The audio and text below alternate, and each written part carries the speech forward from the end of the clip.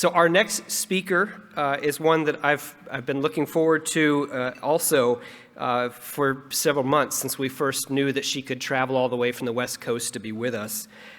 When Susie Wilkening sends out her reports or her incredible infographics, I think we all sort of jump to the top of our email box to give them a look. In her work, her annual work in particular, that's done in partnership with the American Alliance of Museums, and specifically with several of our own institutions, has been dramatically informative of our path forward, a way for us to see what we're doing well and not so well. Susie, over the past 20 years, has been working with museums, including 15 years leading custom projects for museums, as well as fielding groundbreaking national research on the role of museums in American society. She is, as many of us have seen, the go-to expert on museums for media, including the New York Times, the Wall Street Journal, Fast Company, NPR, and many, many others. Additionally, she's the author of Audiences and Inclusion, a primer for cultivating more inclusive attitudes among the public, and she is the primary author of Life Stages of the Museum Visitor. And that's always a fantastic infographic as well. Susie earned her BS in History, Technology, and Society from Georgia Tech, and her master's from the Winterthur Program in Early American Culture at the University of Delaware. Even just as one aside, even before Virginia had its formal commission just a couple of years ago, we had already started our work, and a number of museums that are with us this morning from all across the Commonwealth were gathering at the VMHC to begin this effort. In fact, it was that grassroots effort that turned into a formal commission. One of the first things we did, and we did with the great help of Virginia Tourism, was to commission Susie to do something that we could trust to give us some insight in what are Virginians looking for and what are their attitudes towards the semi-quincentennial. So I know that she's continued that work, and this, in some ways, Susie may have been a jumping off point to think about providing something of scale for the nation. So if you would please join me now in welcoming Susie Wilkening. Thank you, Susie.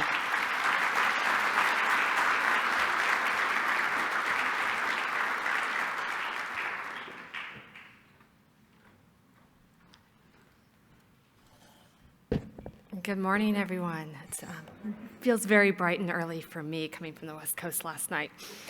But I'm delighted to be here. And yes, as Jamie said, my journey started a few years ago at an ASLH meeting where I sat down with a number of individuals who worked here in the Commonwealth of Virginia and said, Susie, let's talk about this upcoming 250th. And I was like, oh, yes. Okay, I know what you're talking about. Yes, the 250th.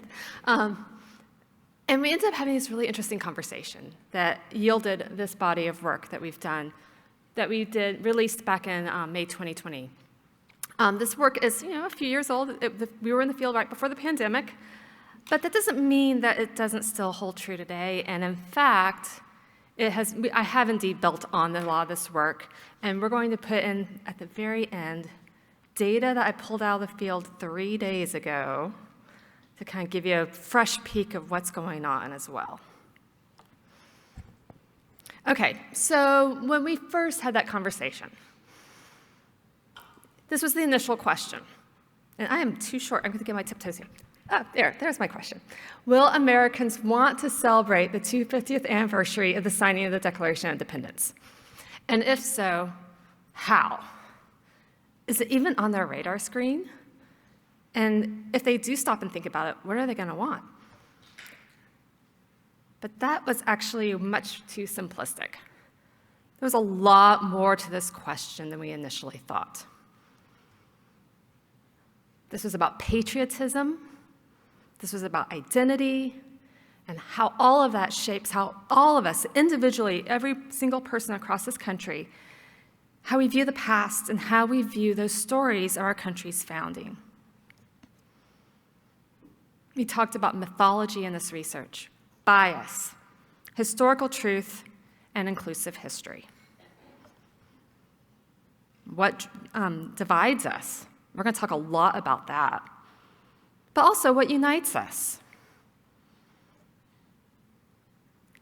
this was all really complicated work. It was messy, and there were some really strong feelings that were evoked, some very strong visceral feelings. And that was across the spectrum of the population. So overall, what did we find here? The big three takeaways. Our individual values, attitudes, and beliefs affect how we view the past, and that those divisions in our country extend to history. Now, we're saying this about 3 years ago. We know that's even more so. We're feeling the truth of that today. History is highly valued by most people, but for many, lack of inclusion, or that perception of lack of inclusion, is a barrier to engagement. And the majority of people do hold values about our country that they honor and respect and will want to acknowledge in 2026. Okay, we're going to get into the methodological weeds for only a couple minutes, just so you can know what we did. We did 2 major phases of research. The first was quantitative sampling, and we had, within that quantitative sampling, 2 different things going on. So first, all those Virginia organizations that we worked with, we leaned on them and said, okay, we want to have a nice, robust sample of frequent museum goers. These are people who are on your email lists. They're already in communications with you. They visit you. Maybe your members, may not be, but you have that communications. They already are connected to history. So we ran a survey of those organizations, of their email lists, and we ended up with just over 8,000 respondents. That was back in 2019. About a third of respondents came from Virginia, because you tend to have these historic sites that have national significance, so there's about 2/3 coming from the rest of the country as well. And so whenever you see in this slide deck, museum goer survey, these are those individuals. I often call them frequent museum goers. But we wanted to hear from the broader population as well. People who maybe go to museums more casually, or sporadically, or maybe not at all. And so there we also fielded a sample from the broader population. We fielded it through Google Consumer Surveys, which was this great source for a while of samples that no longer exists. But just over 2,200 respondents, about a quarter from Virginia and the rest from the rest of the country. Building on those surveys, we then went into qualitative work. We did what are called online panels. These are online secure spaces that take place over the course of a month, and we ask 8 hard questions, naughty questions, complicated questions, and what's amazing is people pour their hearts out to us. And so we ended up with something like 600,000 words of text to go through, weed through, and try to come to our conclusions. There were 2 panels they ran concurrently, one drawn from that sample of museum goers, so these are frequent museum goers again, and then we also drew from the broader population as well, so we could have that comparison. So we're going to be talking about all those people as we go through this. About 70 some odd completed each panel, so about 150 total completed both. And we built on other research that we were doing as well. There's a little list there, but that annual survey of museum goers, that second thing on the list, continues today. We're in the field right now with the 2023 annual survey of museum goers. I know a number of organizations in this room are participating. And that's the research I'm going to share right at the end that just kind of freshens things up. And then my last methodology geeking out moment here, we're going to talk about sampling limitations of the broader population, just so you get a sense of it's almost impossible to survey or sample everybody. Only the US Census Bureau does a really effective job of that. So when you're looking at research, whether it's this research or anybody else's out there, always keep in mind there's always going to be those sampling limitations. And who is not being heard? Who's not getting sampled? Who's not answering those questions? Very much in particular, very low-income households, lower educational attainment households, recent immigrants, and the extreme elderly tend to be undersampled by quite a bit. So our best estimates in broader population work in the surveys, it's about a third of the population that we're not hearing from at all, and then the qualitative work, about half. And pretty much nobody gets them. So when you look at any research, keep that in mind for that research as well. Okay. The full presentation, which I am not giving today because it goes over 3 hours, has lots in it. We're not going to do all this. We're going to skip over, we're going to go high level, and then save that a few minutes at the end to talk about 2023. But we want to start off with just grounding this work in people's individual values, attitudes, and beliefs. And because we all know this, even in this room, every single one of us has our own idiosyncratic blend of values, attitudes, and beliefs. And they're influenced by all these things throughout our lives, particularly in childhood, but continuing as adults today, that influence those values that we bring into our experiences. So every single person who's walking around Colonial Williamsburg today, every single person who's in your institutions, they're coming in with that idiosyncratic blend, and it's influencing how they're responding to your content. But what we did find is that there is clusterings of values, attitudes, and beliefs. And those clusterings kind of go together in ways that help us understand how people view our country, how they view the past, and that polarization in our society today. And we ended up with this spectrum. We're going to talk about this. The spectrum of these values and attitudes and beliefs that tend to cluster. And we use some fancy words here. The traditional side of the spectrum, we're going to talk about that. And then we went to the neoteric because we did not want to use a political word. But if you want to do shorthand this in your brain, it's a more progressive viewpoint. So that more neoteric view. Now, in this work, we did not ask political identity. However, since 2021 in the annual survey of museum goers and in some of our other client work, we do ask.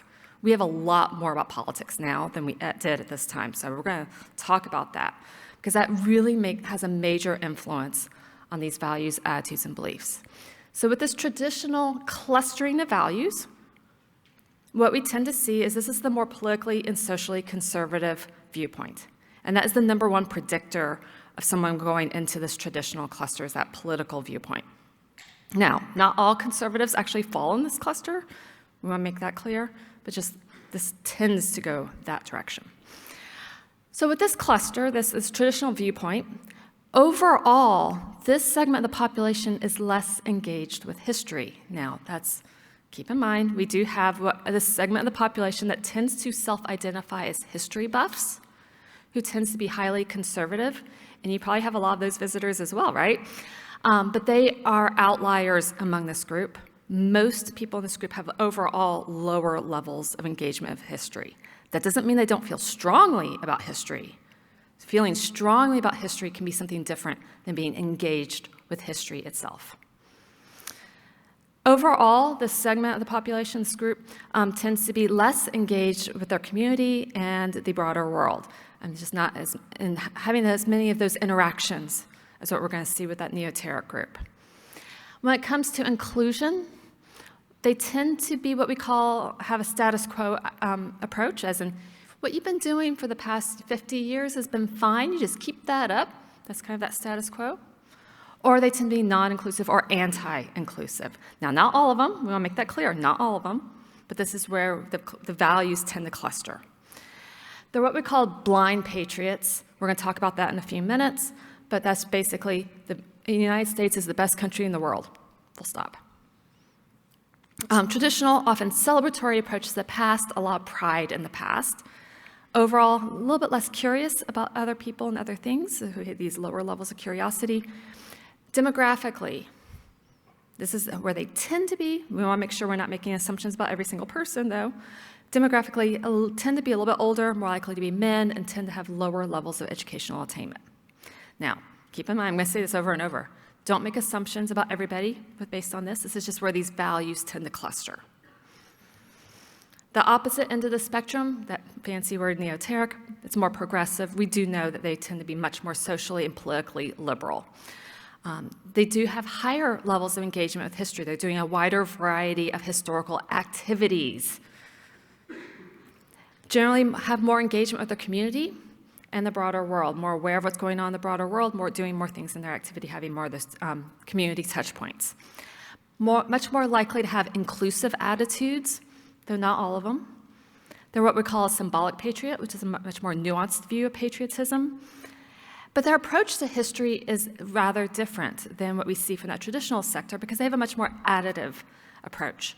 So they're like, okay, those stories we all learned back when we were in 5th grade, And all those stories that we've learned, going to museums for however many decades, okay, now keep adding to that, adding in these other stories that you were missing before. So it's that additive approach, which is a really important distinction. Tend to have higher levels of curiosity overall, demographically, tend to be younger, more likely to be women, somewhat higher levels of educational attainment, but not always. I'm going to say that over and over, not always. So this clustering, they tends to hold true for the majority of people, but everybody tends to vary in different ways because it's a spectrum, and we're all different. And they also vary in that intensity and feeling. So that's why we're looking through these clusters and thinking through those viewpoints about the history of this country and its founding. So that's where we're going to get to the things that really divide us, and then go back to the things where we don't differ that much after all. Okay, so attitudes towards history in the first place. We're just going to really do a summarization here, looking at that broader population. And in the broader population, there were mostly people who are kind of casual, sporadic engagees with history. Some of them don't really engage with history at all. I mean, we had people say, I don't like history. But there's a wide variety of opinions and thoughts about history. But for the most part, in that broader population, they said history is valued and important. It doesn't mean they want to go engage with it every day, but they do value it and think it's important. Engaging with it is not a relaxing thing. And when it comes to the broader population, relaxation during their leisure time is a really important driver of the activities that they're choosing. If history doesn't feel relaxing, because history is work, history is, it takes a lot of thinking to do good history, then they may say it's important, but they're not necessarily going to go out and choose to engage with it for themselves. So if we're going to have history experiences that are going to be compelling to a broader swath of the population, it needs to be, and this is using their words, they need to be interactive and hands-on, living history, the things that they didn't know have that language of living history, but the way that they talked about things like, oh, you mean living history, okay. Living history was more interesting to them. And if they did learn something, they wanted to feel good about it. I mean, it may not be their goal, but they're like, oh, I learned something, isn't that great? They feel good about that. But it also needed to be inclusive, because a lot of people were not finding themselves in the historical stories that they learned in school, at the history experiences they'd had at museums, and so they don't perceive that the history experiences that are in museums and historic sites today are necessarily inclusive, even if what you're doing is inclusive. So it's a perceptual gap too. So that history has to be on their terms. They want that contributions to a sense of place when they go somewhere. History is an important part of that. They want control over the experience. This is why they really don't like guided tours. They lost control there. They don't want it to feel like work, and they still want that honesty and inclusion. Now, this feels like it's a lot of conflicting things, right? Like, okay, you have to be inclusive. That makes it harder in terms of, sometimes it's harder history, yet they don't want that, but yet they do. It's hard, and it is confusing.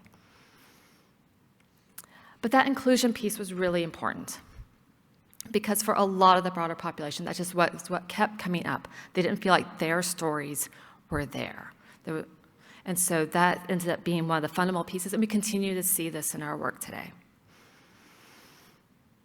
So it's that barrier to history engagement, rooted in how history was taught in school when they were kids, and perhaps today, depending on what state you're in, and continue to how history is perceived to be presented today at our historic sites and history museums. Okay, patriotism. We're going to go into some definitions now. This is coming from the work of Christopher Parker at the University of Washington. I don't know him, even though he apparently lives 5 minutes from me or something like that. But he did this really great work on American patriotism with some of these definitions I found really helpful to start really thinking and wrapping my mind around how are people looking at the country and how are they perceiving that idea of patriotism. So blind patriots, that first category, and blind patriots and symbolic patriotism, those are his phrases, and these are his definitions that I summarized here. A concrete and uncritical support of national policies and practices. So it's that view of the United States is the best country on earth. There's that quote I had there for you. Full stop, boom, that's it. No other country in the world is as good as the United States is also a similar kind of sentiment. It can be rooted in American nationalism, especially that far-right nationalism, but not always. But it tends to increase affection for what are called in-groups, people that look and think like them, other blind patriots in this case. Blind patriots tend to view other kinds of patriotism as not true patriotism, or they might even say it's un-American, and those other types of patriotism. So it's a very strong feeling there. Symbolic patriots tend to be more nuanced in how they view the country. It's more abstract and effective attachment to nation and its core values, separating out their affection for the country from the support of its institutions and policies. And that makes them say things like, okay, we're still a work in progress. These ideals of the American founding are really great, but they have not been applied equitably. We're still a work in progress, but I still love my country, and I think we're, as long as we continue that work in progress, you get the idea of what a symbolic patriot kind of is. But because of this viewpoint, it tends to increase affection for outgroups. So they tend to have that more nuanced view. There's lots of ways that we can celebrate patriotism, and they're all good. The last one, this is not coming from Christopher Parker's work. He didn't really talk about this, but we did definitely see it in our work, which is people who just did not feel really any kind of emotional patriotic attachment at all, or they just said, I don't feel affection for the United States at all, even though I'm a resident of this country, I'm a citizen of this country, whatever it was. So they said things like, my American identity is just a randomness of where I happen to be born. It doesn't really mean anything. Or they might actually feel betrayed by the United States and its policies and practices. Generally, they felt that other countries often were better than the United States. This is a very small group. But for the most part, those blind patriots are in that traditional cluster of visitors, and that symbolic patriotism comes more from that neoteric or more progressive cluster. But when we looked across most people, we did find one value that was really unifying, and that was this idea of freedom. You can look at the comments on freedom, and you have no idea whether they're coming from the far right or far left of the spectrum. This is coming from everyone. Freedom, being American to me means freedom. So that is the big unifying value. After this, it tends to split.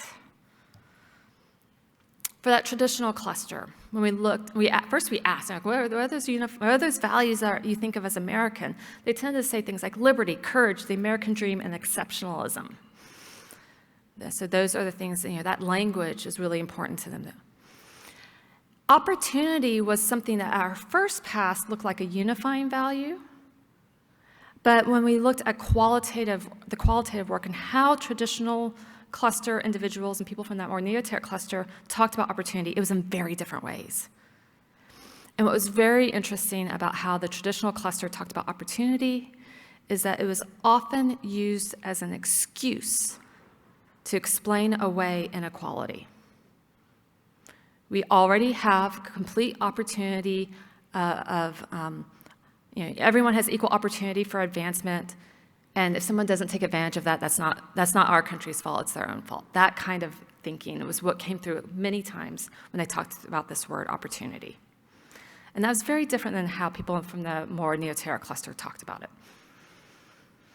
Other values that came up in our qualitative work, this idea of self-reliance and work ethic, and it's not that people who are more neoteric don't think that work ethic isn't important, they do, it just doesn't come up. So this is something that this is coming up repeatedly from people who are more on that traditional side. And then these ideas of religion and sacrifice. Sacrifice in particular came up a lot. Religion came up among frequent museum goers, the most from that traditional sector. People from the broader population who are more traditional didn't talk about religion nearly as much, which was an interesting distinction. But religion and sacrifice, and they tended to go together. On the opposite end of that spectrum, that more neoteric, more progressive viewpoint, equality, diversity, and tolerance were the words that they were bringing up and using a lot and saying these are really important to them. And then they tended to write about in their qualitative work this idea that America has not lived up to our founding values yet. We are a work in progress, and this comes back repeatedly from this cluster. There was also pushback within this cluster about the idea that there was American values at all, saying, and this was a great comment, I have to get back on my tiptoes here, there are not any particular values that I would associate with being uniquely American. For example, concepts such as courage, honor, duty, freedom, ingenuity, creativity, etc., can be found in many people, no matter what country they live in, saying that these are really human values, not just American values. So overall, what are we seeing here when we think about that American identity? We think about patriotism.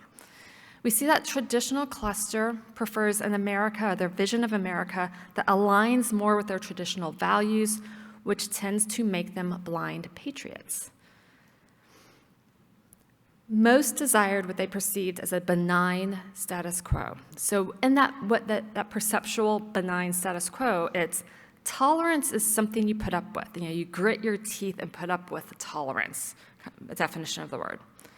They said repeatedly, we are not hyphenated Americans. There was a lot of anger around the idea of hyphenated Americans.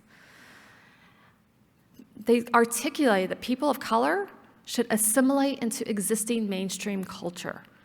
And I'm going to put this really bluntly, existing mainstream culture in their eyes was white heteronormative culture. And that desire for unity and a common story was really strong. It tends to be celebratory, and it tends not to be that inclusive. And then we wrote this 3 years ago, and I did not really foresee how true this would be in 2023. Some are fighting hard for a celebratory white history and deliberately avoiding or loudly condemning more inclusive stories. And we're seeing that visceral response playing out in our school boards and our state legislatures since 2020 when we fielded this research. In the broader population, if they're not already museum goers, the ones who are not really frequent museum goers, they are the least likely to be visiting historic sites and museums. There's just not a lot of inclination there. But that being said, among frequent museum goers, there is a strong segment of this traditional segment among frequent museum goers that we still have to acknowledge and understand why they're there, and then understand how we're going to approach them with the history that we want to share. And we're going to talk about that at the end. Okay, that neoteric cluster, they prefer an America that promotes equality and diversity, tends to make them symbolic patriots, or not to have any patriotic identity at all. And they desired a more inclusive America. Tolerance means acceptance. It's a very different definition of tolerance. We are all our own cultures and identities. There are many stories that contribute to our country's story, and equity matters. And this is a segment that is most likely to visit history museums, whether they're visiting regularly already, or maybe casually or sporadically.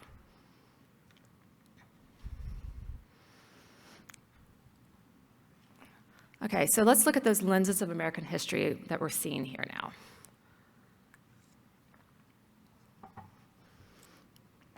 So people's values, attitudes, and beliefs, we already see they're influencing how they're thinking about patriotism. It's also how they're thinking about American history. It affects their perceptions of museum neutrality, and I love that you are wearing the museums are not neutral sweatshirt here, because this is exactly the point here. There is no neutrality because that traditional segment of the population, their perception of what is neutral is very much a position to a lot of other people. And that neoteric perception of neutral is definitely a position to those on the traditional side. You can't win here. There is no neutral because nobody can agree on what neutral is. So yes, museums are not neutral, but there's an expectation of it from a lot of the public, and that's a really hard thing to manage. Historical empathy, difficult history, this idea of whitewashing the past, the ideas around sharing everyone's stories, and race and inclusion. So that also extends to our founding stories. So we asked, okay, founding of the country, what stories should we be telling? And what's interesting is that everybody kind of says, well, everybody's stories need to be told. But then there's another part of that line. So that traditional cluster Like, oh, everybody's stories should be told, but especially the founding fathers. And I want to warn you, this first quote on the left is not a pleasant quote to read, so just a little heads up there. A few of the quotes that we share are not that easy to read, and there are a lot of other ones that we did not share that are much more difficult to read. So, everyone, but especially the founding fathers. For the Neoteric cluster, they're like, okay, we should absolutely include the founding fathers, but let's emphasize a more diverse and honest history. So it's a very different perception of what they're wanting when it comes to those founding stories. And I think the quote on the right, I'm going to give you a second to read it. It's actually kind of funny.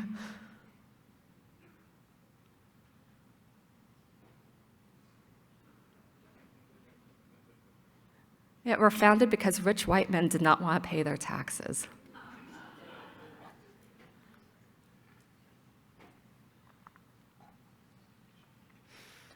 Okay.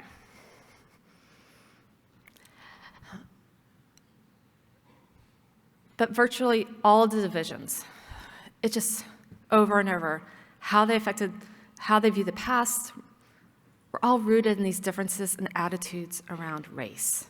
I mean, it just kept coming back to this, interwoven constantly through the conversations we were having, even when we weren't asking about this explicitly.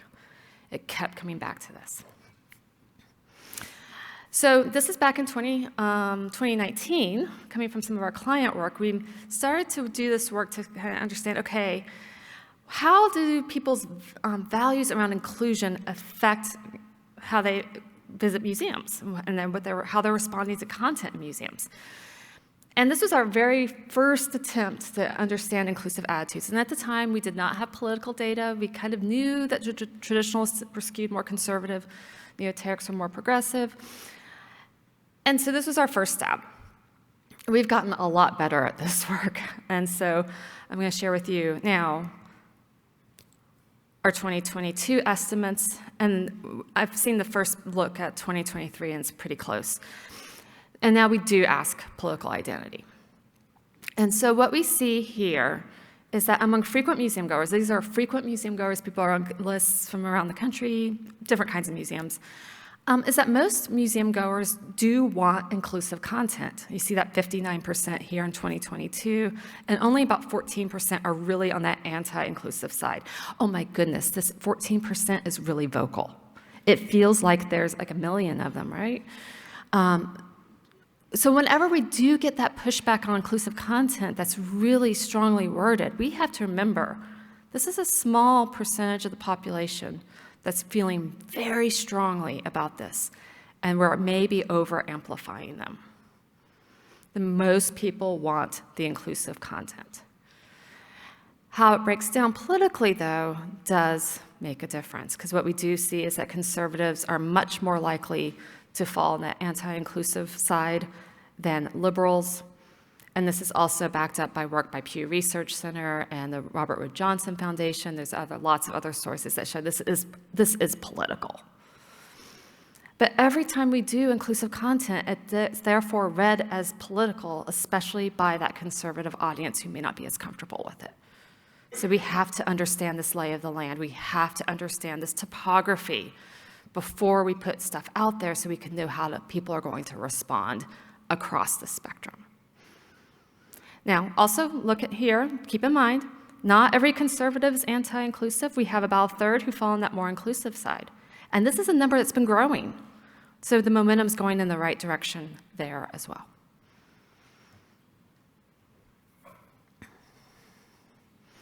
But it means we're dealing with so many emotions.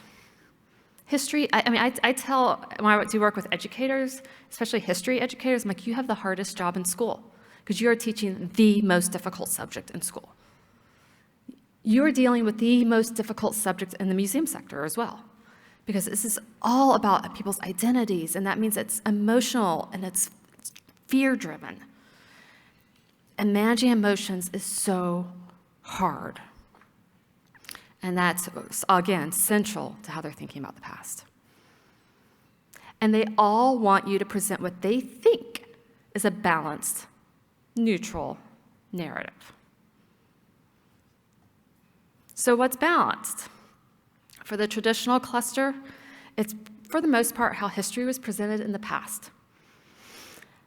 The addition of more inclusive stories puts that out of balance for many of them to the loss of what they consider to be important history. Now, I'm using these air quotes.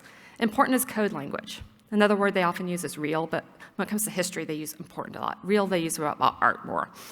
Important history. They use that word important to imply a very high threshold with the implicit understanding that very little inclusive content is going to make it over that threshold, therefore privileging white heteronormative content that we've all been hearing for decades in our history classes when we were kids and so on. And that way is a way for them to say, okay, that's not as important, so therefore you need to focus on something else. It's an excuse. The neoteric cluster feels like how history was taught in the past, or what they may perceive history museums may still be doing, is imbalanced. They want the addition of more inclusive stories to put it closer to balanced, and a lot of them, they're mad. They're mad that they were cheated out of those stories and that more complete understanding. So how are you going to do something neutral when you're dealing with this on each side? So there's no neutral. And it affects 2026. So what do they want in 2026? How are we doing time-wise? Oh, we're doing great.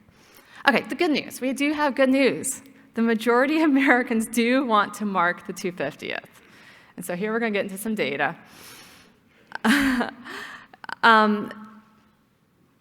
might be a little hard to see. Okay, so there's a little gray bar that's a sub-bar of the red bar. So the big, thick red bar is frequent museum goers. And if you add up the yes and probably, we are almost at 90% of frequent museum goers do want to mark the 250th.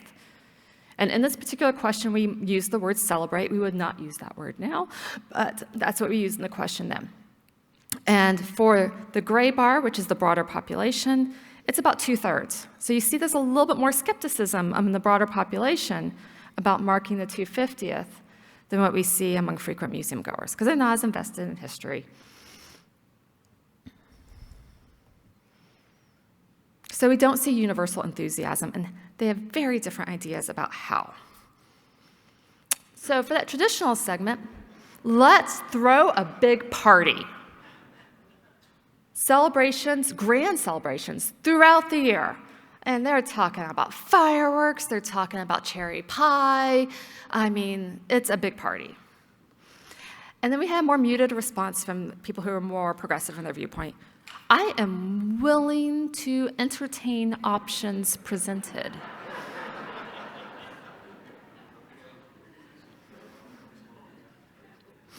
So you see some more skepticism there. And then we see some wariness. Here we had someone from the broader population. I really am not that interested in this as a piece of history, so I wouldn't really care if it's commemorated in my local community. So that's a little bit of a tougher nut to crack there. So that traditional cluster, they are enthusiastic. They are all in. It's a celebration, focusing on positive stories of our founding and values. It's about developing pride. And here you see Lolly's comment. One word comes to mind, pride. It's about a lot about pride.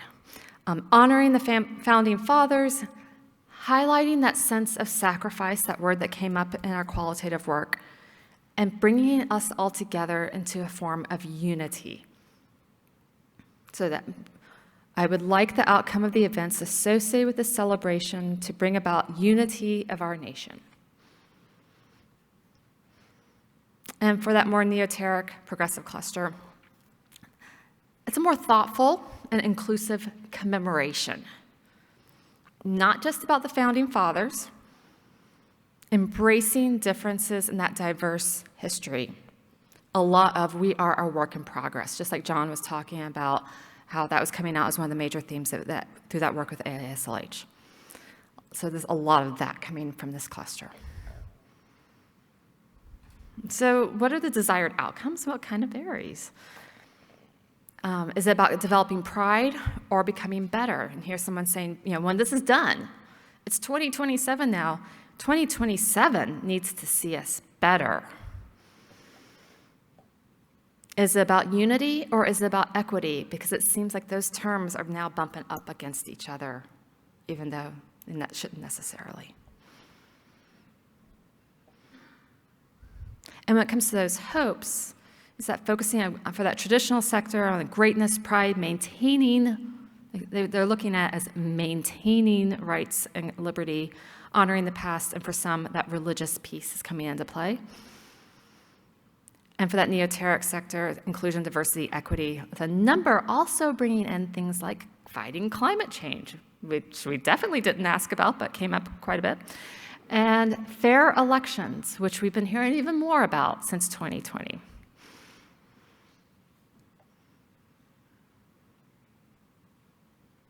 So for that traditional cluster, they're excited, they're going to be enthusiastic, and if some of your programming engages them, they're going to probably be pretty happy about that.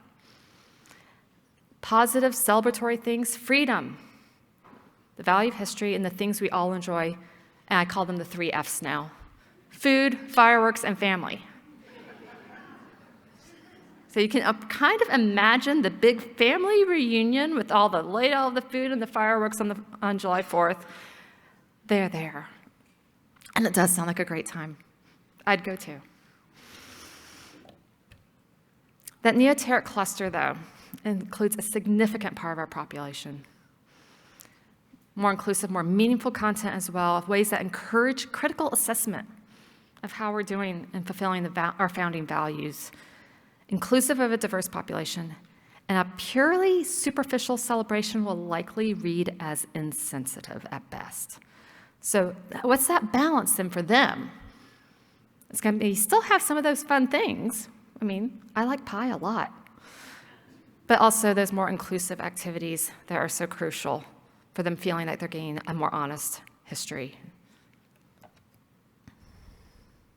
And how you frame that is going to be really important. So the things that seem to come together is that the 250th is a commemoration. It's not a celebration, though there could be celebratory aspects still. It's a commemoration, exploration of freedom. Since we are striving to achieve freedom and equality of opportunity for all America, we have to know our history to achieve those values. And that all Americans can be part of that process through history if we include all those stories.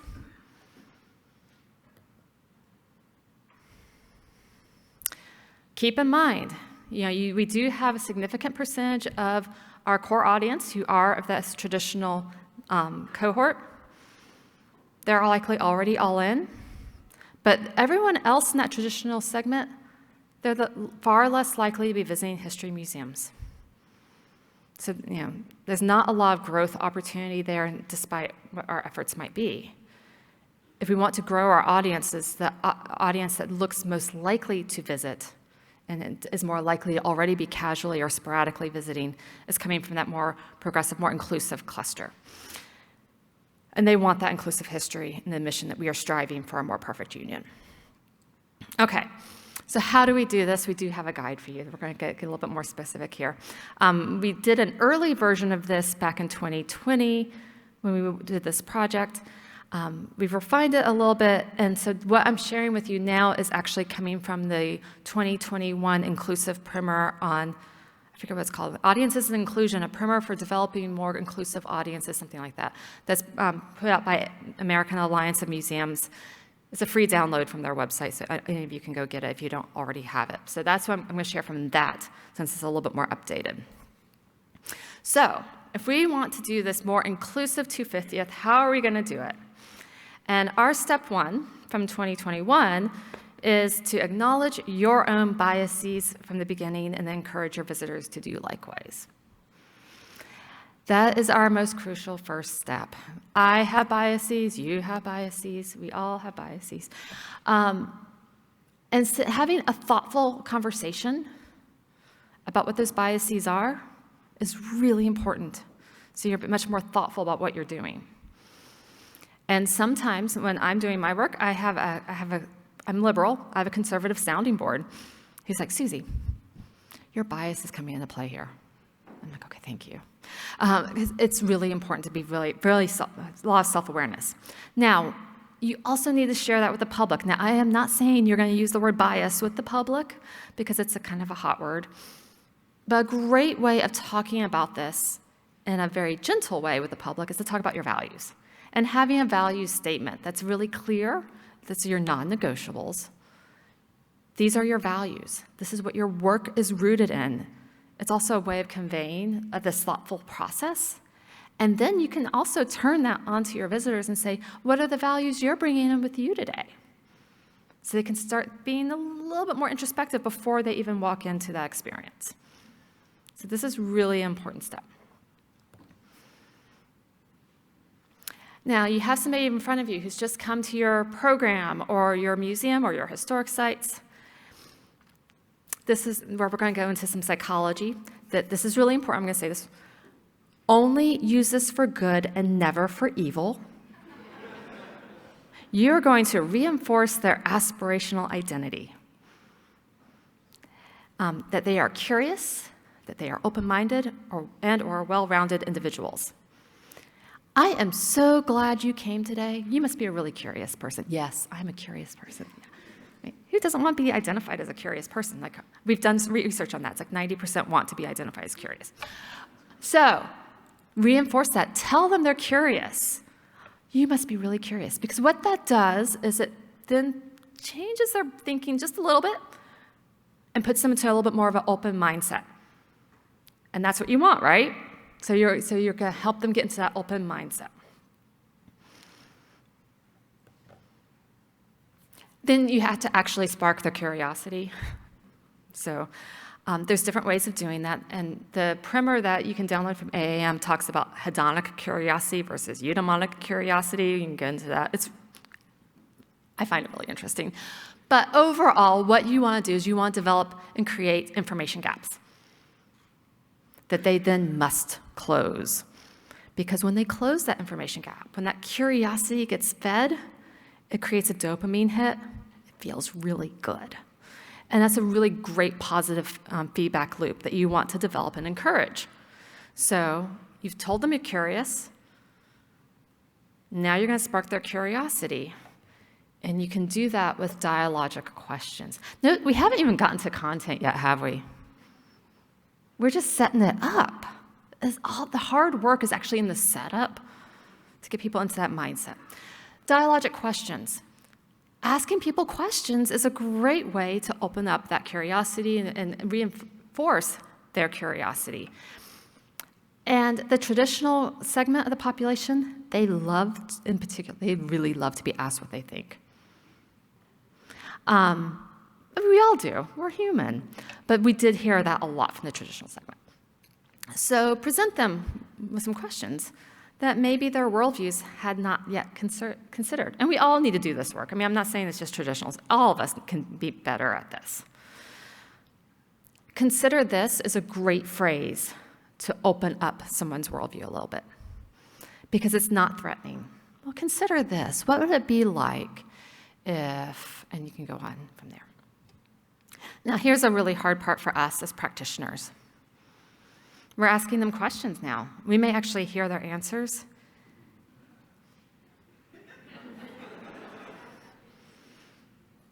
I challenge all of you to practice your own radical curiosity and courageous empathy to be ready for whatever responses you hear. Because if you undermine those responses, you lose your credibility and your opportunity to present the history that we all want to share. You're dealing with human beings and their humanity.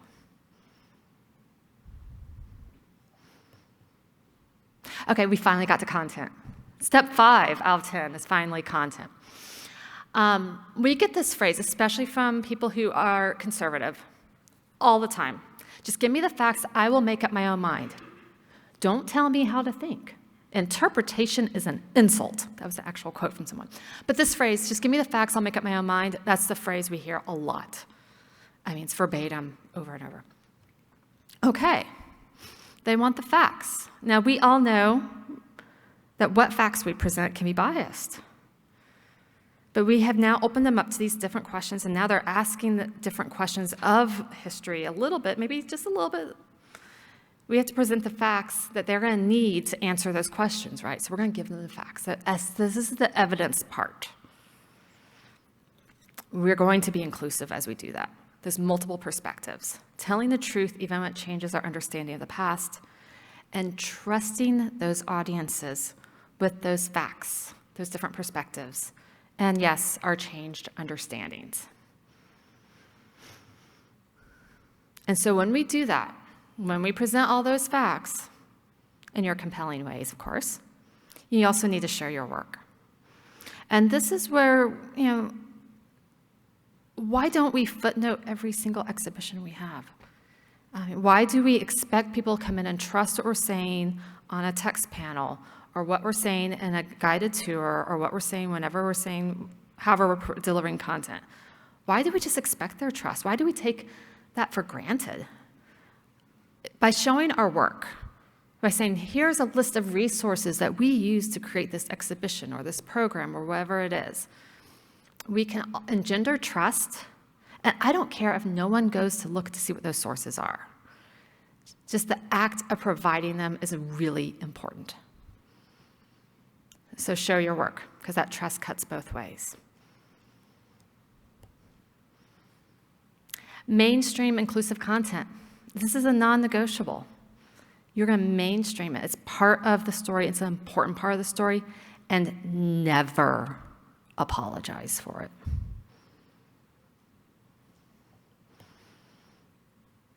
That doesn't mean you're always going to do it at the same pace. Your audiences, you know your audiences. Some of your audience, they're going to be complaining because you're not pushing hard enough. And other audiences are going to say, whoa, you have gone too far.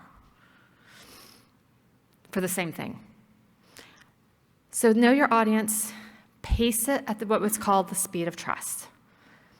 Because by doing so, you can pull people along with you. That's the goal. We don't want to alienate them. We don't want them to just shut down. We want to bring more people into that inclusive fold to be wanting to look at that more complete understanding of the past. Do not make them feel dumb, and do not preach. Just like I just preached at you. Don't preach.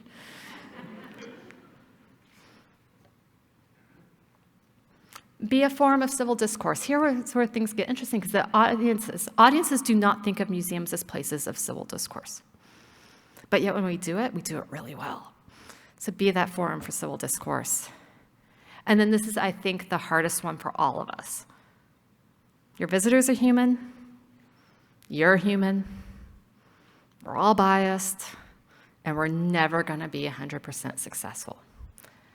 But hopefully, with what we've shared today, and if you go look at the Inclusive Primer, there's a lot of other resources we can have that we can share, you have a better understanding of that topography. So you can understand when you're going to fail, when you're going to succeed, how you might readjust, and also so that when you do spark the controversy that you will inevitably reach and face, you do so from a position of being prepared for it and having your answers ready, and being able to manage that controversy more successfully. Okay.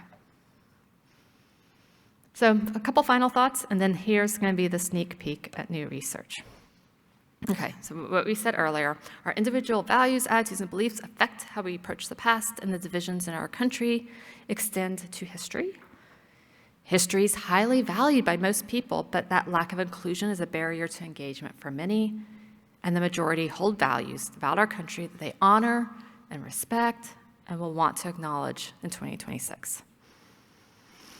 So this is an opportunity to engage with broader audiences meaningfully.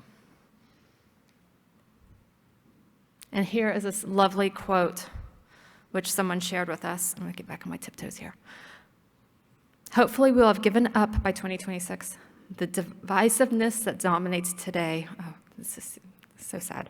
And we'll be reaching for a better understanding and empathy for the experiences, contributions, and sacrifices within the diversity that contributes so much to the greatness of our country.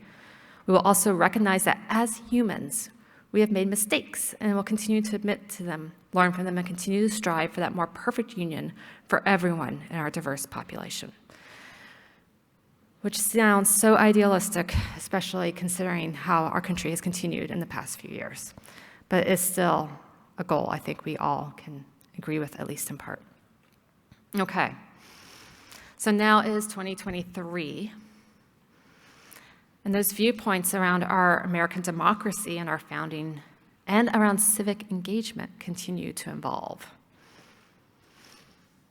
In 2021, from Pew Research Center, we see radically different opinions about whether voting is a fundamental right, as Democrats tend to say, or a privilege, as Republicans tend to say.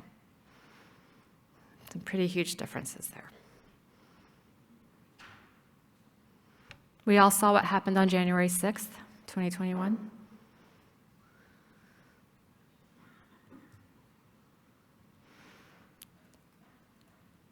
And here's an article from the New York Times Magazine, the Arizona Republicans Party anti-democracy experiment. First, it turned against the establishment. Now it has set its sights on democracy, the principles, the process, and even the word itself. Meanwhile, people stood in line for hours in Georgia to exercise their right to vote.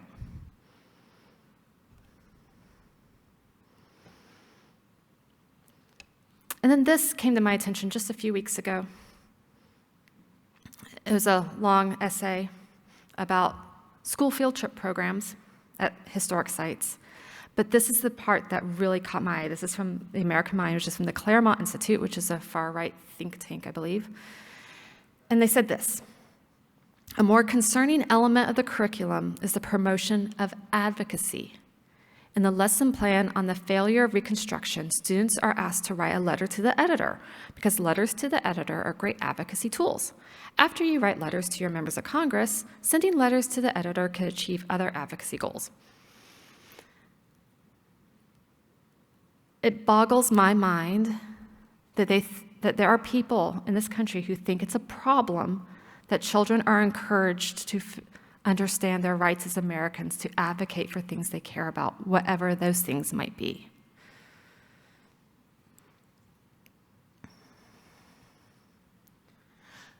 So we've been tracking some of this over the past few years. And so right now we are in the field with the annual survey of museum goers. This is a massive research project with the American Alliance of Museums. We have 230 museums across the country participating, museums of all types, and there's a number in this room who are participating as well. We're in the field still right now, and we looked at civic participation as one of the themes for this year. So you're going to see some fresh research.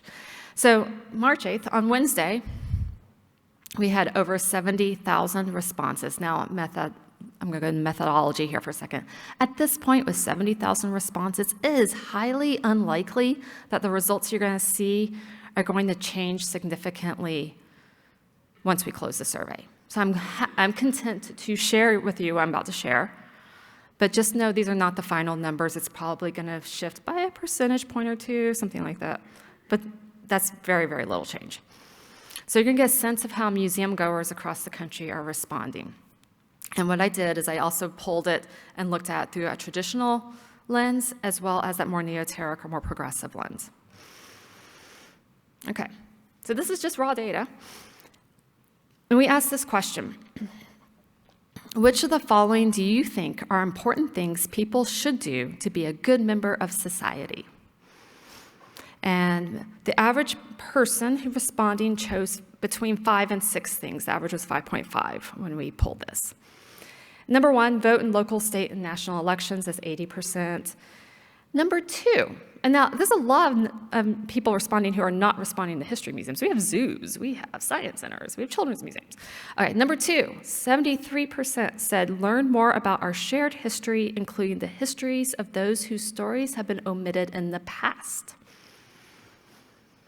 And number 3 was conserve natural resources and make choices to reduce the effects of climate change, which is tied with another one, participate in community activities. Okay. And you see only 1.2% said none of these. So that's a pretty good response.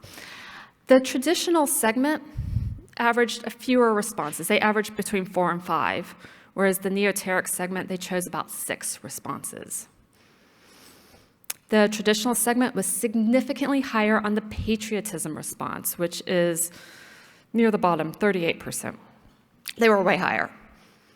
They generally matched the top line on voting, but they were significantly lower on all other response choices here. The neoteric segment was significantly lower on patriotism, matched the top line community activities and voting, significantly higher on all other choices. Okay, now this is just asking in general, right? We're going to bring in the museum piece next. What role should museums play in building a civil society you want to be a part of? Now, this sample, frequent museum goers do tend to skew more liberal than conservative, so keep that in mind. And what we see is overall, 16% do not think museums should be doing any of these things listed. Number one is actually conservation of our natural world. And then number two is helping people humanize those with whom they disagree, encouraging more connection and a shared sense of humanity. The average respondent chose nearly 3 of these choices, 2.8 is what it's looking like right now. The traditional segment only chose about 1.5. And nearly half said, I don't think museums should be doing any of these things. So that traditional segment, nearly half do not want museums doing any of these things, including promoting a cohesive democracy, encouraging people to take civic action. No, this is not the role of museums, according to that traditional segment. They were significantly lower on all other choices. The neoteric segment, the more progressive, less than 5% said they don't think museums should be doing this, so it's hardly any. Significantly higher on all other choices by a factor of 2 to 5 times the traditional segment. Vast differences here. Which of the following best describes how you think museums should or should not be places of civic participation? They can only choose one here. About half of the traditional segment said museums should stay out of civic participation and action entirely. Less than 5% of the more progressive side said that. On that neoteric side, they're more likely to say museums should help people think critically and build skills to empower civic participation. And then one more. How should museums encourage visitors to consider and or develop their connection to humanity? Which isn't civic specific, but is still really crucial to that. The average number of choices that somebody chose was around 2.5. The traditional segment, they chose only just over 1 response on average, and nearly half said, to be honest, I don't think this is the role of museums. And if you look at these choices, motivating visitors to make the world a better place, nearly half of the traditional segment doesn't think museums should be doing that. Whereas the neoteric segment, they chose on average about 3.5, and they were significantly higher on all these choices from a factor of 2.5 to 5 times the traditional cohort. Because what unfortunately has happened is a lot of these ideas, even just about civic engagement in general, have become polarized. And it seems like the traditional segment feels more defensive overall about that, so therefore they're saying don't do it at all, because they don't think that what you're going to do is what they're going to agree with. So that creates really an interesting conundrum, given what we just shared in this newer research as well. The audience that's most excited about the 250th is also the least likely to want museums and historic sites to explore civic engagement and our shared humanity. And while those who are the most skeptical of the 250th are the most enthusiastic about empowering civic engagement and connecting the broader humanity through their museum experiences. So for that neoteric audience, this is actually a wonderful pathway. But it makes it really trickier to grapple with this more traditional audience who wants the celebration, but doesn't think it's your role to do any of the rest of that work.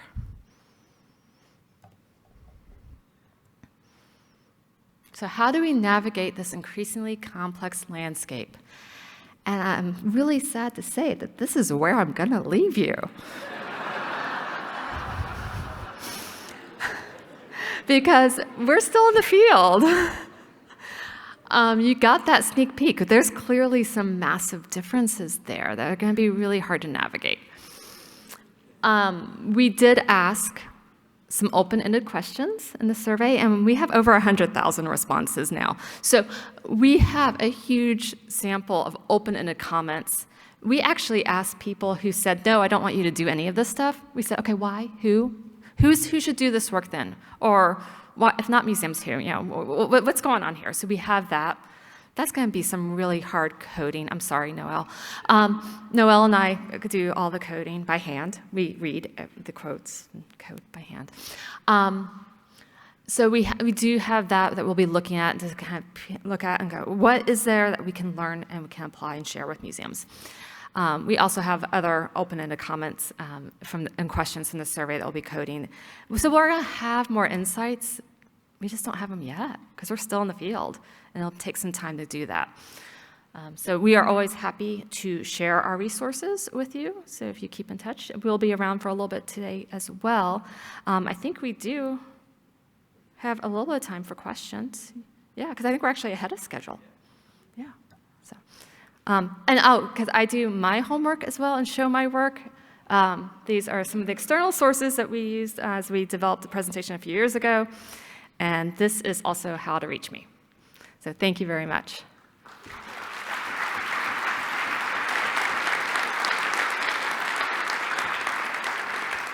Okay, first question. Yes, Susie, I guess my question is a methodology one, and forgive me, I won't remember the number because it was at that stage of life, but one of your early slides about the sector of our population that's unrepresented or underrepresented altogether, and it was a huge number, I think 30%. Yeah. Is that factored into your data, or and do we make? I mean, is it the assumption that they feel the same way as people who actually visit Fargo? How did you factor them into your data? Yeah, so the main thing we do is we don't try to balance the sample because it's like since we don't know what they think, it's like how would we balance it? So the main thing we do is we want to make clear that there is this segment of the population we could not capture. Nobody captures it. Pew doesn't capture it. Nobody does. And so it just kind of remains this unknown piece that we can make some probably reasonable assumptions about. I think it's reasonable to assume that they are not visiting museums and historic sites. And if we also look to other resources who, researchers and social scientists who do work much more closely with that segment of the population, the way I tend to think of it is that they are experiencing a huge number of external constraints in their life.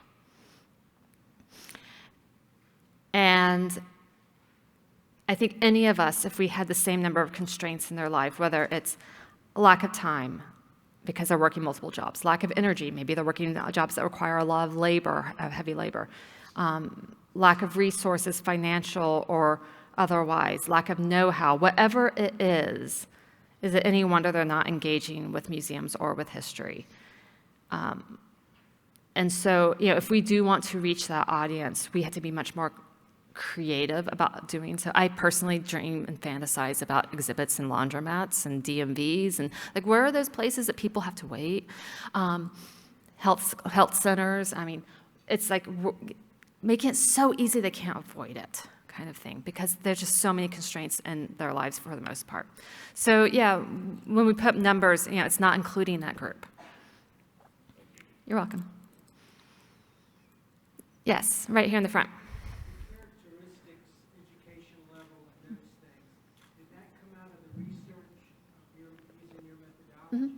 Yes, so we ask a whole battery of demographic questions. So we ask, age, gender, parental status, because that matters, educational attainment, field of work, which usually we use that to identify museum professionals because we differ than our public. Race and ethnicity. We now also ask political identity, and we also now ask if they're a member of the LGBTQ+ community. So that's the battery of questions we now ask. Okay, right there. Okay, so the question is about how are we balanced as the community of museums, because we have these monumental places like, I would just say the National Mall. And then we have, these other places that are much more inquisitive and maybe telling more localized stories. And so we didn't ask that question specifically. That'd be a qualitative question, but we did ask about history in general, and there was this very deep understanding by pretty much everyone that there's a wide variety of historical experiences. Because when they go, that weekend away to some small town or to the beach or wherever they're going, that it's going to have very different history type experiences than if you were going to go to Washington, D.C. and do what I call the middle school forced march of the founding of the country, family vacation that many people do. So, yeah, for the most part, people are aware of this. There is a variety of types of history they could engage with, but for the most part, many of them are still choosing not to. Okay, right. Yes. Yeah, so one of the things that I know that I've chatted with peers from around the country about is that sometimes there's a conflict within institutions where boards or governing bodies tend to be where your audience may be that esoteric, and trying to figure out how you manage that can be a challenge. So thoughts based on your I don't envy museum directors at all. Oh, you are in such a tough pivot spot. And I think also, that pivot spot first between your board and your staff, because your staff, we know museum staff across the country, first of all, are much more liberal than the broader population or for our audiences. So that pivoting between the board and the staff, there's that. And then you have your audience piece. And I think where we're seeing things that can help is, looking at the data, that most boards tend to take a little bit more of a data approach, or more of a data approach, and being able to say, okay, this is what a large percentage of people want. That's also helpful because they're looking at that bottom line. But also talking about and thinking about and articulating and saying what's being over-amplified versus what's being amplified. And we have a data story, an infographic that you can take. It's freely available on our website that you can download that really talks about that. It's like what happens when we over-amplify a certain position when we actually know that far more people don't feel that way. And we get that squeaky wheel get the attention and to the detriment of all of us. And so I think for a good museum director needs to stop and think about, okay, how do we articulate not only what we're sharing with the public, but also this inside work that the board is privy to about why this is what the right thing to do. And that's where you get into those talking about those value statements, what are those non-negotiables, and give yourself that framework that you build on that makes it a lot easier than to manage those over-amplified comments, whether it's coming from a trustee, who might be the only trustee who feels that way, but wow, that was a really loud trustee. Or it may be coming from the public, and maybe coming from the news media that is really part of the news media might be upset about what you're doing. So that you have this framework and this foundation to say, take that deep breath and then go, okay, we can now manage this process. And so that takes a lot of inside work for all of y'all to do. And know where you are first before you go to those boards and that staff, which is not a great answer, but it's what I've got. Over here, yes. Hello. Many of us are government historians or we're representing commissions that are regional. And there's a need for us to be able to bring data home that's going to support our, getting our legislators, our government bodies, or our tourism agencies to support 250th programming. So is there any evidence in what you're seeing that there might be a cohort of these people that are motivated by the 250th, that are willing to travel more, spend more money? go to museums, become repeat visitors if there's new exhibits or something like that? Is there anybody looking at that data to see if there's a financial incentive for tourism? So I am going to mostly pass on that question because I don't do that kind of work. I look at those values more. Has Virginia Tourism done more of that work around the dollar spend around this? I don't know. I think they have? Okay. So there may be some other resources out there when it comes to those dollar amounts in terms of propensity to travel for this purpose. I mean, we asked a few questions. Like we asked, are you more likely to visit museums during the 250th? And we got basically, yes, I'm more likely to visit. But we didn't put dollar amounts to it at all. Okay, yes. I'm wondering if there are any force multipliers that may be local or may be national. And what I mean is something like the show Hamilton. I've noticed, I'm a rare book and document dealer, and so we see our audience constantly getting older, and then I see these really young kids who've come in and are very enthusiastic about history, and I know that they're going to be the collectors in 10 or 20 years. So Hamilton, trusted local people, trusted Americans who are not necessarily affiliated with the museum but love the idea of America 250. TV shows, I have no idea, but what, are there anything that you've noticed just creates excitement in local areas? Does anybody have any good ideas for the next great reality TV show about the 250th? Yeah. I think every community may have a different hook that you have to identify and extrapolate on. And also, I think, you mentioned age. And I think that's where things get really, we can do some myth busting there. Because, if you notice, except for my saying that the traditional audience skews a little older, I didn't really talk about age, did I? Because it didn't really matter. Young adults were just about the same as older adults for the most part when it came to thinking about history in the past. And the really interesting thing is I still find this mind-blowing. I blow people's minds when I say this, is that we as museums, we underserve adults over the age of 60. I'm going to say that again. We underserve adults over the age of 60. Your mind's blown here? Okay. When we look big picture at the broader population and who has been to a museum in the past year, and this was true before the pandemic, so this is not pandemic related, adults over the age of 60 are the least likely segment of the population to have been to a museum in the past year. It's just that those adults over 60 who do go to museums, they have the time and they have the resources to do so frequently. And so we're seeing the same people over and over again, a small group of outliers.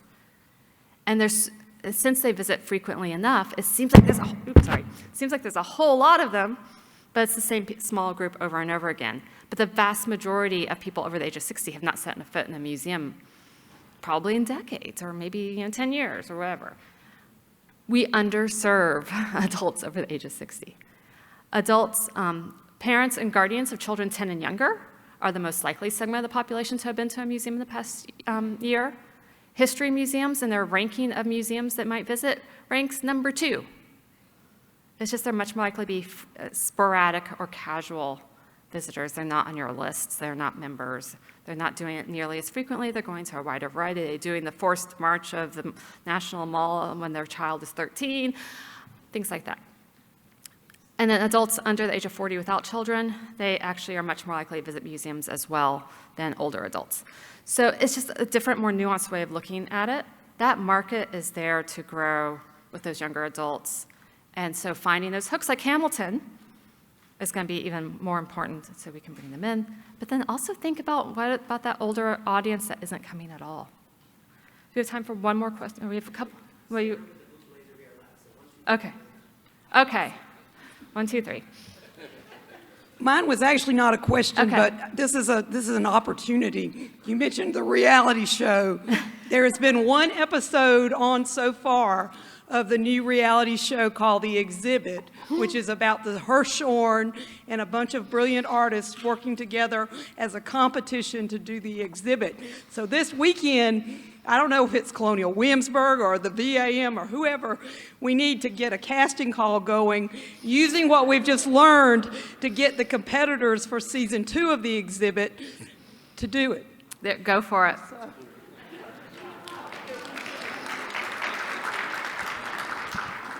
I'm curious, do you have a data set on the beliefs, values of the people that fall in that middle section? Because obviously you see yes. the traditionals Yeah. and I'd be very curious to see that data. So there's a political strategist, and I don't remember their name, I'm really sorry, who calls that middle group the good pointers group. Like, they're the ones who, and this is why sometimes you see polling that conflicts a lot. Like, so they'll be like, they'll hear something and be like, that is a really good point. And then 5 days later, we'll hear something different that's around the same topic. That is a really good point. And so basically, it's a persuadable group. What we tend to find is that the people who kind of fall in the middle, in some ways, they still often feel strongly about certain things, but they are not as fully committed to certain things. And so they are more easily persuadable with evidence. We don't want to say they're persuadable in a bad way, but with evidence. And as long as things are presented in a way that is paced for them, they're going to come along with us. And that's what we want, right? We want people to come along with us, this more inclusive story that we're telling. So thinking about that audience and that pacing, and that inclusive primer that I mentioned is really focused on that group. Like, how do you bring them along and spark their curiosity? Because it's taking that 15% that's never going to come along with us and just kind of saying, we're never going to get them. But if we can get the big majority on board, that's the goal, right? We want to make society a better place, and this is one way, our contribution to it. So yes, make sure you're giving them really good points to consider. And that will open up that audience as well. Another thing about that audience is often they have more nuanced views than the extreme ends. And we definitely saw this in the research in this past year when we asked about museums respecting personal values.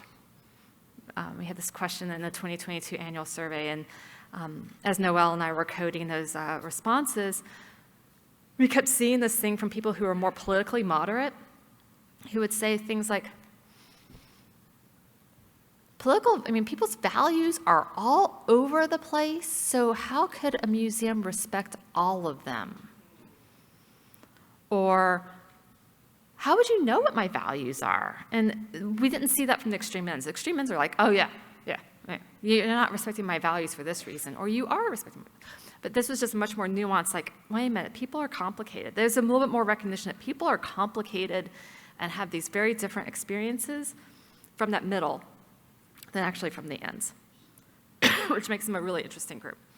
Okay, last question. All right, thank you. So trigger words, right? Trigger words. And your work over the last few years has been really helpful. You alluded a little bit today.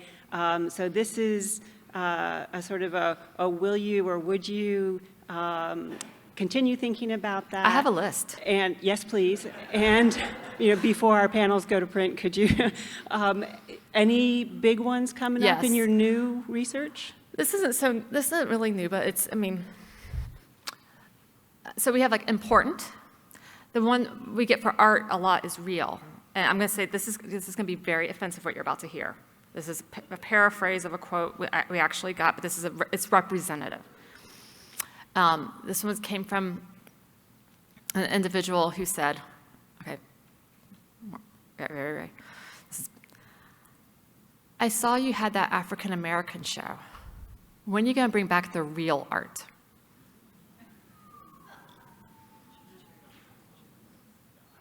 So, real that tells the real history. So real, important, those are big ones. Then there's also other language that they use. One of the ones that we get a fair amount is what I call the MLK defense, and there's a variation called the Morgan Freeman defense, which is, I'm glad you're laughing, which is basically cherry picking a short phrase